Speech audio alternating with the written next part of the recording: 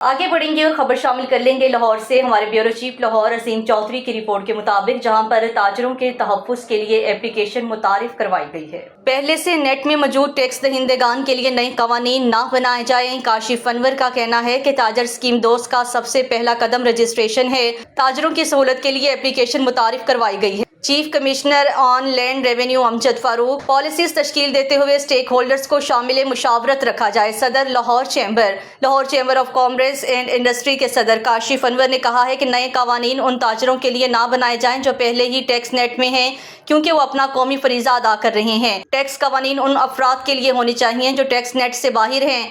Tax दहिंदगान की हौसला अफजाई होगी तो वो अपना मौशी तरक्की में बेहतरीन किरदार अदा कर सकेंगे। उन्होंने इन ख्यालात का इज़हार chief commissioner in land revenue Amjad Farooq के साथ लाहौर चैम्बर में मुलाकात के मौका पर किया।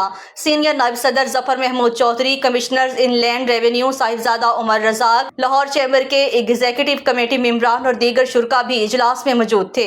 काशिफ अनवर ने कहा है कि ताजर बरादरी को बहुत से माशी चैलेंजेस का सामना है।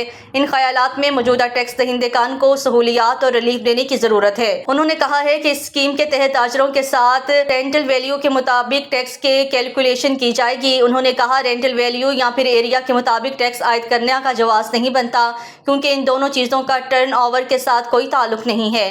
काशिफ अनवर ने कहा है कि हर रिटेलर के पास बिजली का कमर्शियल मीटर होता है।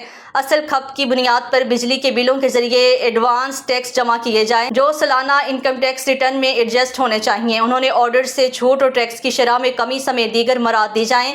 इससे रिटेलर्स और दुकानदारों को ताजर दोस्त स्कीम के तहत रजिस्टर्ड होने की तरगीब मिलेगी और स्कीम भी कामयाब हो सकेगी।